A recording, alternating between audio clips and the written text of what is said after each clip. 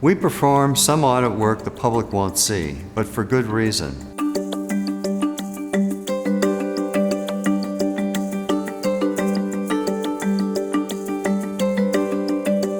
Our audits are powerful tools for promoting transparency, accountability, and the efficient use of public resources in the City and County of Denver.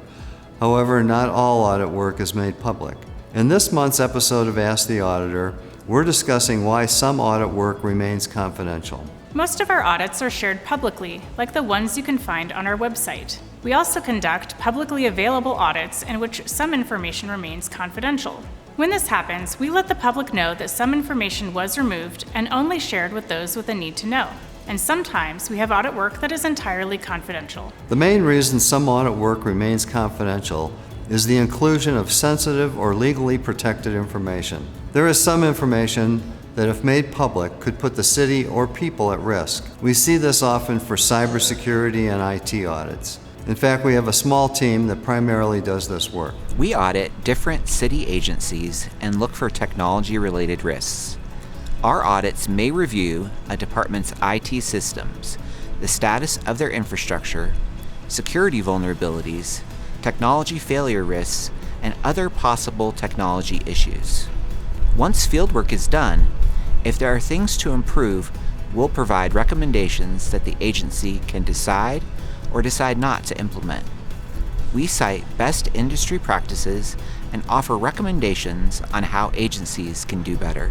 In this audit work, what we find is shared only with the auditee and any other relevant city department so they can take appropriate action.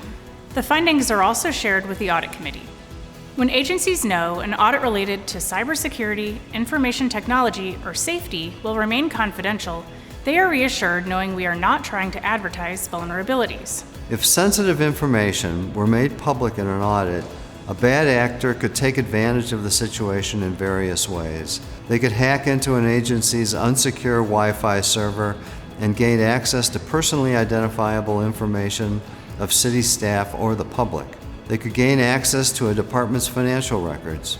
Or they could infect a department's IT system with a virus that could spread to other departments.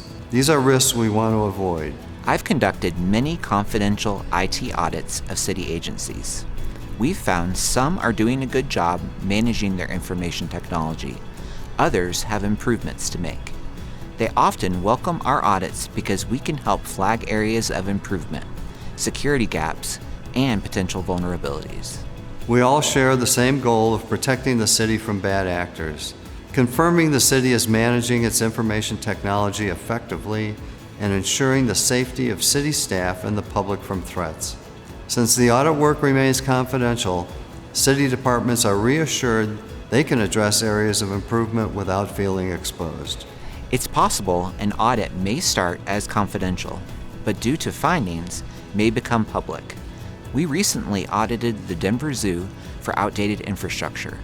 It began as confidential due to sensitive information involved. During our fieldwork, we discovered the amount of outdated infrastructure was minor, therefore the risk for potential attack was small. Because of this, we decided to make it public as the risk to the organization was lower.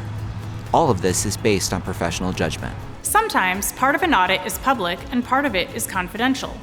For example, in 2021, my team conducted an audit of the Clerk and Recorder's Office. Our public report found their management of records needed improvement.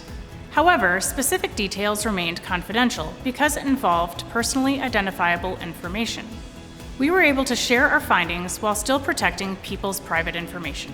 Confidential audit work is not unique to our office. It happens nationwide. We strike a careful balance between transparency and discretion. We aim to serve the public while protecting sensitive city information from bad actors. Well, that's it for this episode of Ask the Auditor. If you have a question, submit it to auditor@denvergov.org, and maybe yours will be the next one we answer on the next episode of Ask the Auditor.